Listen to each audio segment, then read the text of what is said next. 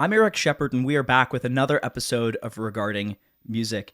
I'm here with Mathias Rehfeldt, who's a German-based composer and organist. Matthias, thank you so much for coming on Regarding Music. I'm really looking forward to our discussion here today. But thank you so much for having me. I'm really looking forward for this. So before we get too far into things, why don't you take a second to introduce yourself and talk a bit about the work you do? Well, I live in two worlds actually.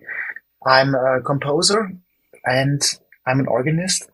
And the thing is that I at one point started combining the things I did in film scoring with a lot of electronics and synthesizers with the things I learned at church music, because I studied church music first, then film scoring. And out of this came my obsession of combining organ and synthesizer, which is one of the main things I'm doing. How does that actually like translate into your output as a composer? Like what sort of ways have you done that? Well, mostly I'm doing it for my solo program, which I used to tour through mostly churches because, of course, they are the best organs. Um, what I initially thought, or what I thought about back then, was that actually synthesizers and organ is something which is not so different. Yeah. At first, you would think it doesn't go together. It's something modern. It's more like techno and something very old. How would this go together? But if you think about it, then synthesizer and organ is basically the same idea, just a few centuries apart. It's one person who plays a kind of an entire orchestra by itself. Right. And well, back then they did it, like with imitating flutes, reeds, and all these Yeah. orchestra colors actually, by using pipes and these pipe building techniques. And a few centuries later, people decided that the best way would be to do it with sine waves and shape them. And so I thought it is incredibly fascinating to combine those two things, which in the first look don't go together, but if you look closer, are perfectly a perfect fit for each other. I think that there are a lot of, as you mentioned, a lot of parallels between synthesizers and organs. And I mean, the thing is, like, I don't know how much of a thing it is in Europe, but here in North America, there are increasingly the organ actually is a synthesizer, with the digital consoles and stuff. My question for you is, like, what sort of style of your what less technically now, but what sort of style would you say your music is, like, in terms of the actual output of your compositional work? That's a very good question, and that is something, honestly, I've been asking myself a lot. I don't have really a name for this style. It's sort of a crossover because it lives between classical church music and film scoring, I would say. Hmm. But I don't have a real name for it. And I don't think there's one which exists. It is definitely, if we go at it from the other side, it is not contemporary music you would usually expect. It is like, I like having a good connection with the audience. Right. So everything which sounds harsh is something I try to keep out of that music. It's more this epicness, this exploring of space. So I guess it's multiple styles mixed into one. No, you touched on something interesting there, and it's something that I think about a lot because, I mean, as a composer, most of the music that I do is, by sort of academic standards, very traditional, church music as well. But you touched on something that I think about a lot, but thinking about what does it mean to be a 21st century composer? They say a 20th century composer is someone who, writes post-tonal music, but, like, finding ways to incorporate technology into, enhancing and finding easier and better ways to do traditional music, I think, is something that, like, you really can't say that that's not being a 21st century composer. Like, one of the things that I do is, like, exploring using AI to do choral music, right? So like I'll write pieces of my choral music that are often like too big, like to do with a choir that I might be able to assemble, right? Like I don't have like a 100 voice choir or like a string orchestra to put on it, but can you use AI to sort of replicate a lot of those, the vocal sounds that you might get and get it to be like 70% as good? The answer to that is like you absolutely can, but going and writing something that might have been a bit on the more traditional side and doing it in a very non-traditional way, and leveraging technology is something that I think is very much being a 21st century composer, and I'm interested on your thoughts on that. I talked yesterday to a friend, and he's a conductor, and he told me about he's doing mostly contemporary music. And I asked him which composers he usually plays, and he listed a couple of composers like Messiaen, etc. And every single one of these contemporary composers was already dead. And this, by definition, does not really make them contemporary. So I think we have a problem that we're kind of stuck in the past when we think of contemporary music. Mm-hmm. It is like, in pop music, it is like you would say, oh, the Beatles, that's definitely the music of our time. It's not. It's 65, 50 60 years years ago. old. Yeah. Yeah. 60 years or ago. even Yeah. 60 years old.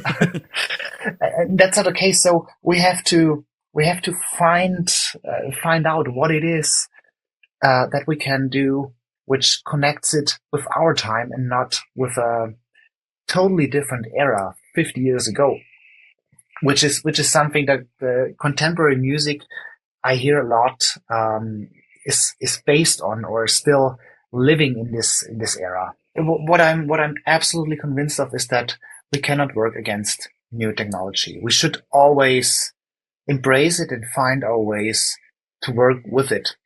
Otherwise, you're just lost. And I mean, just for what you're saying with the demos, I 100% agree, because it is horrible to make this connection from a Sibelius layout to a real piece. And especially what I realized in pieces which are more atmospheric, it is very hard to transfer this in your head, how it would sound like later, because these voices, it just doesn't work on a long note. So what I realized is that when you hear these cheap sounds, it kind of makes you, or it tempts you to write differently, because you try to avoid the things which sound horrible. So if you got something which can work around this, and I know there are some AIs which actually are great at doing the lyrics and stuff, but also non-AI solutions like like the sample libraries, usually minus the lyrics, but you get more of an imagination how it would sound like later. But all this new technology helps incredibly to bring it to a better form. So the breaking point is, I think, that we sometimes need to be careful not to be satisfied with what we end up with, because if you have a better layout at one point, you think, oh, that's fine. That's fine for posting. Why would I need to record it with a real choir? And this is a thing which I often realized, with programming orchestral music for film scores. Because you're tempted, because it's way easier, of course, you're tempted to say, oh, that sounds fine. And also the director and the producer say, oh, that sounds actually great. We don't need to record this. But once you record it, it sounds so much better, and it starts to live. And I think this is a thing we need to be aware of, not to get too used to these quotation marks simple solutions. I think that that's a really good point, and it's honestly something that I struggle with as well because whenever it's difficult, it's really difficult to get to organize choirs, which is something that's probably been where I've done the most amount of my compositions is just where I go out organize singers I know to come and sing and record, but like that takes a lot more effort than than if I was just like, okay, I'm gonna write this piece and make an AI recording of it that's maybe 70% as good as if we did it in real life, but I can do that in an afternoon on my own. One is easier to do than the other, but one is going to be better than the other. And I think that one of the major implications for conductors, which is something that I've thought a bit about, I could see the importance of experience becoming, heightened, knowing that, all right, there are alternative ways to creating music now that are just undeniable and are only going to get better. Thinking about the experience that people have singing with you, singing for you, that is not the same thing. And I think that it's always been important to consider people's the experience that choristers have with you, say in your choir. But if you're like, okay, I can create music by myself, why would I go and sing with people? I'm not as a hypothetical. The answer is for the experience, right? Because it's fun and I want to connect. So I think that from a conducting perspective, creating an environment and a culture where where that is, or a vibe where that's happening, is probably more important than ever to success or failure as these technologies become more prominent. Exactly. And this, now that you talk about the social aspect of making music together or studying a piece of music together, this is something extremely valuable. I realize this with a lot of choirs. After a performance, when you go for a beer with them or something, you really see how connected they are and how not drawn together, what it gives to the whole group as a positive effect. And of course, you don't get that if you sit in your room and just produce a piece for yourself. It might be for this purposes, putting it to Spotify in the future. I believe it's not there yet, that it's good enough to. It's not there yet. But no. I guess it's good enough to share on social and talk about, but not good enough to say like I'm releasing this as a Spotify. Exactly, and I think this is also something good. But a different thing to consider with AI. Every time technology is accessible to more people are going to use it, and the more people who are using it, the more you are in a direct competition with them. This means if you go exactly the other way and swim up the stream, it's not going to go well for you. No, I think even the opposite. It might actually be great because you stick out of the mass or out of the masses because you do it differently, and it is a difference in sound, in recording quality. If you're willing to go this extra mile, you might have an advantage even. No, I think that that's a really good point. And while I think for a new entrant, we'll put it that way, for someone who isn't established as a composer, this is kind of this basically lowers the barrier to entry to being a composer, in that, like, as you said, anyone can go, pay $15 a month for like some AI tool, watch the tutorials and figure out how to do it, and get demos of their music that are decently convincing, that you could use as a platform, honestly, to promote your music, and to maybe get it in front of people that wouldn't have otherwise seen it, which I think is a great thing for the space, because it gives young composers a voice who might not have otherwise had one. On the flip side, I think that if you're out here and you're doing performances, you're established, say, you need to up the game a bit, because when it comes to getting back to that experiential point, right? What's going to be the difference between an AI created piece and something that you might see live. It's going to be the experience, the vibe, the connection that you make with the group that you're watching, the building. If you're doing, like Palestrina, say, in some really nice cathedral, like that vibe is something that would be very difficult, I think, to replicate using AI. The feeling of being there in the space and the acoustic and the connection between the group, the space, and you. But I think that as a performer and as a conductor, like, you need to be thinking about how do we make sure that that happens? Because I think if you're doing performances where that doesn't happen, you might have a tougher time. I 100% agree, and I believe that with all the social media and media distractions we get, our attention span, or not necessarily the attention span, like the time we are willing to spend with one topic until it gets boring, shortens.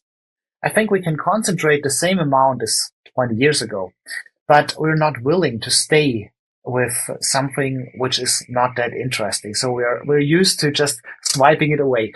And with a performance, you can't do this. So it needs to, like you say, be better. And I believe it is a question of immersiveness. Like, if you have a choral performance, add lights to it, add a whole immersive experience for the people to have, so that they don't get distracted by something else. It needs to take in all your senses, and I think then it works perfectly. And this is actually a really good thing, because we're increasing the level of these things we're doing. I personally was never such a big fan of how organ concerts were done throughout Yeah, the last centuries. You just sit there and don't see the performer and listen. Exactly, exactly. I want to see something. I want to connect this, because it makes my experience better and brings it to another level.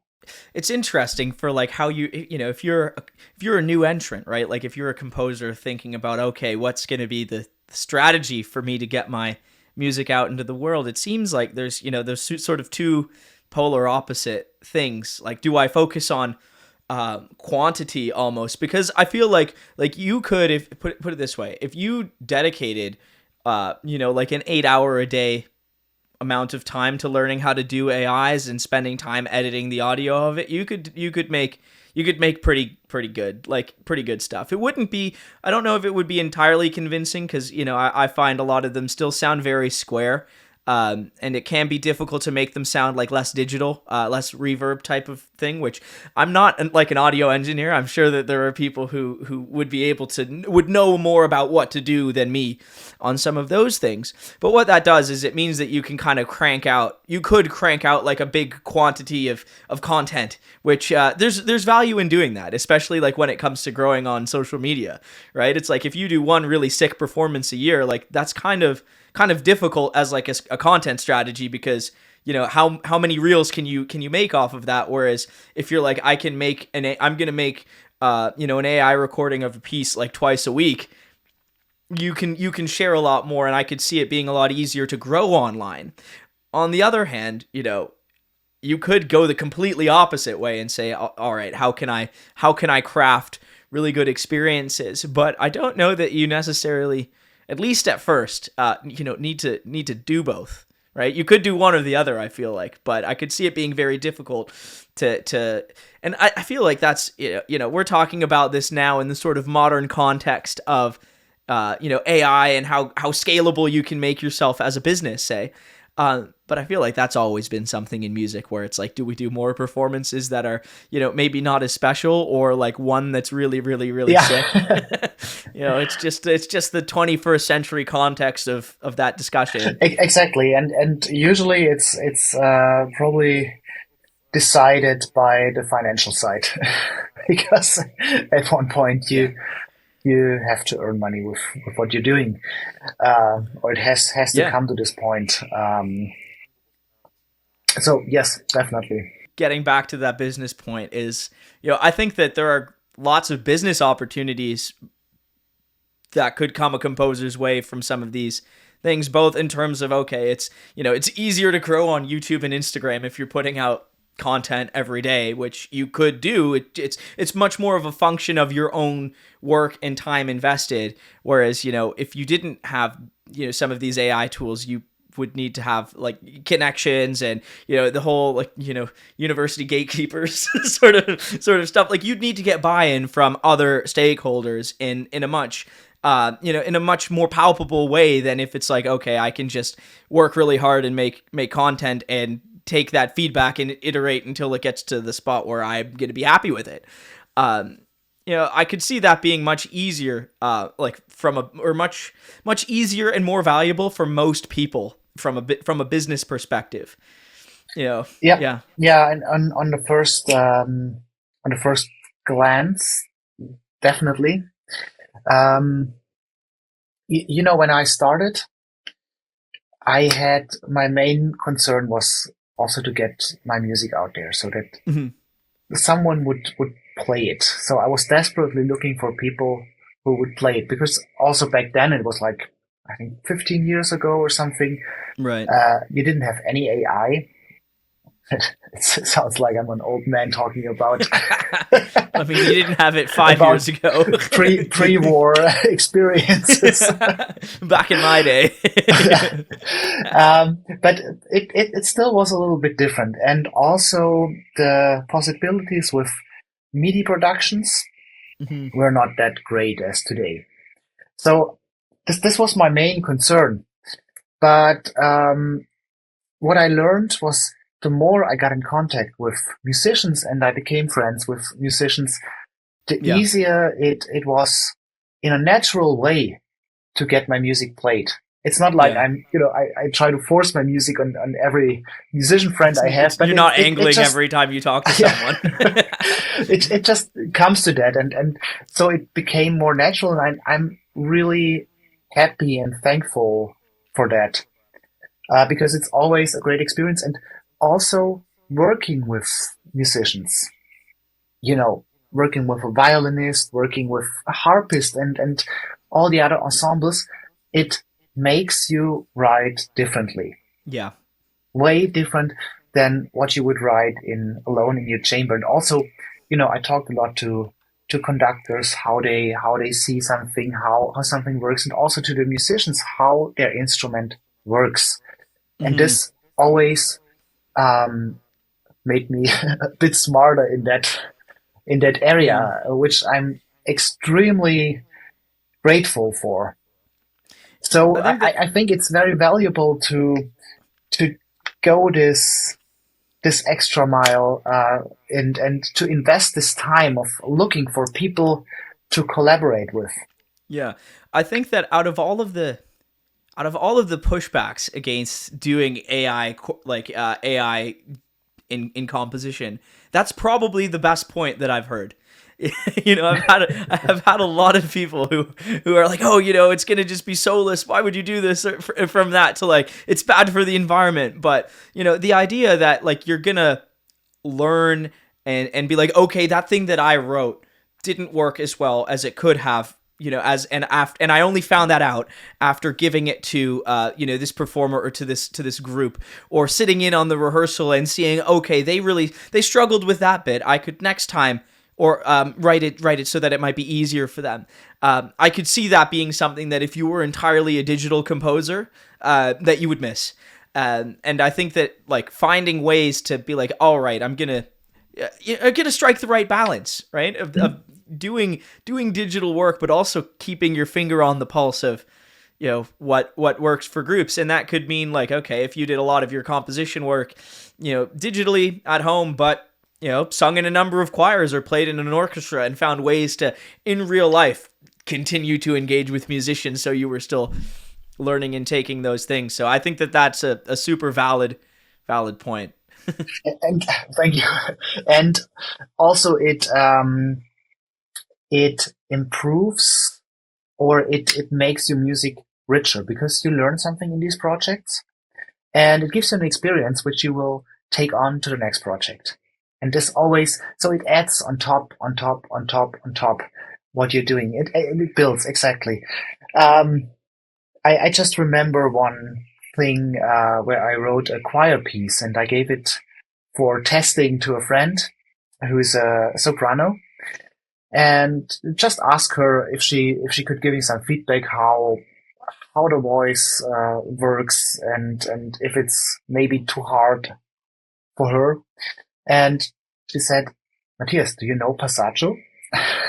And I learned about this right there, that you don't you don't let a soprano constantly be on the E or around this range, because it's just super hard for them. And if you work with samples, you don't hear this. And it is very easy to get there, because if you play it on the piano, um, eventually you will end up there. Because if you're around D minor, C major, around these very common key signatures, you will end up in this range eventually. And if you do it and don't know that it doesn't really work with even with professional singers, that they have really a hard time and will sing not as good as if you know how to write for soprano. And you know, with all this AI discussion, it's so new that we think we do not know how it will eventually develop. But we can look at past introductions of new technologies.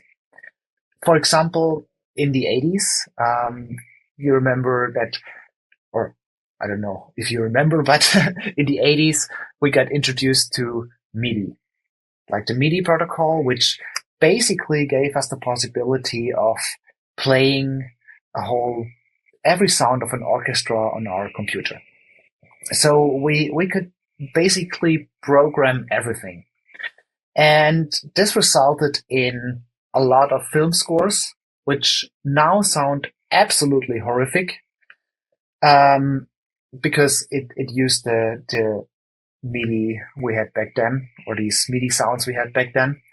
And it's still done, but I mean, the 80s, it's 40 years ago, and it's still not comparable to a real orchestra if you hear it. So I think it is very optimistic to say that we are going to reach this level of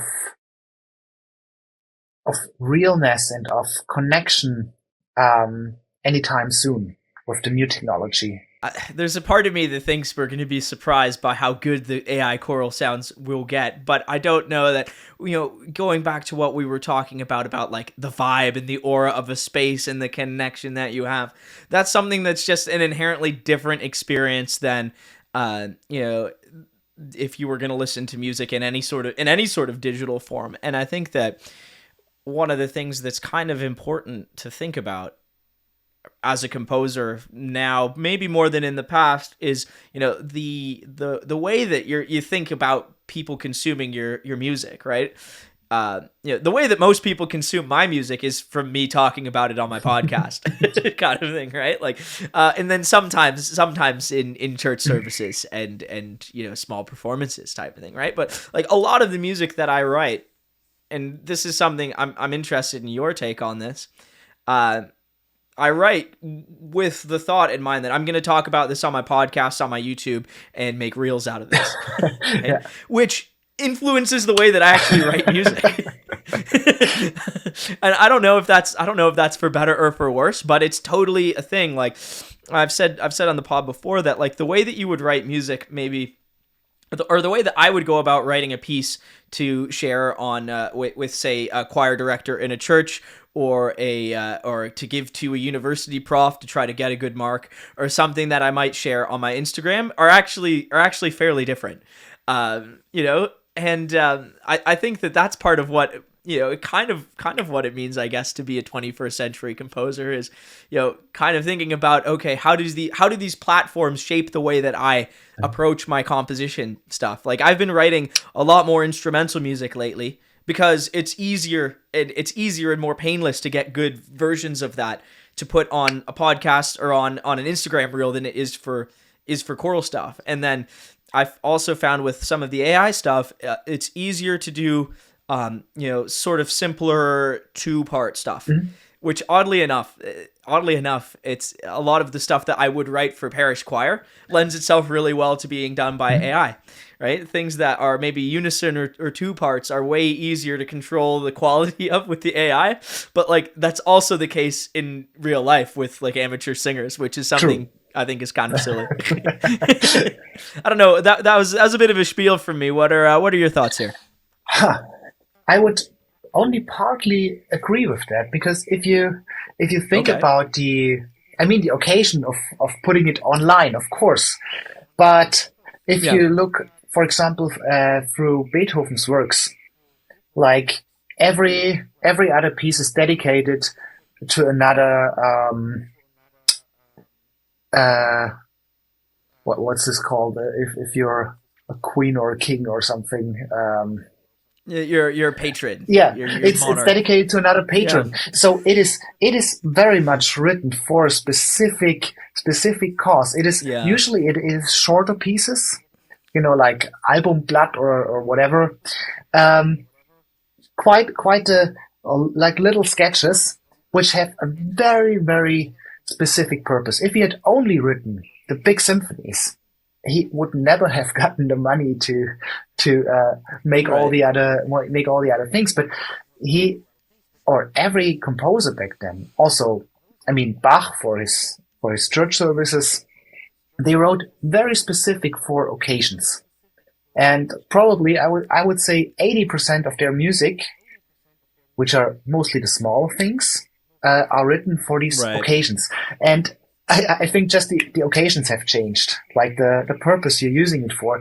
So what is of course new? Yeah, we have to share it on social media. We have to share it with at first audience. We can't directly look into their faces, which is a new Yeah. challenge. Um, but it's the same. We have to appeal to them in a very short time. And I just imagine it if you show your piece to a patron and it doesn't catch the attention after half a minute, you might not get the deal. I love the parallel, the idea that Bach and Beethoven writing short little pieces for their for their patrons is the same as me sitting down to write like a sick 8 bars to have a nice clean 6 second long reel. And it makes me feel a lot better actually as a composer about the idea of being like we're just writing for the audience that we have. And I think I think you're spot on with that it was different then, and this is the environment that we have now. But the fundamental idea of musicians shaping the work around what people want to see from them and the way that media is consumed uh, hasn't really changed, and probably won't.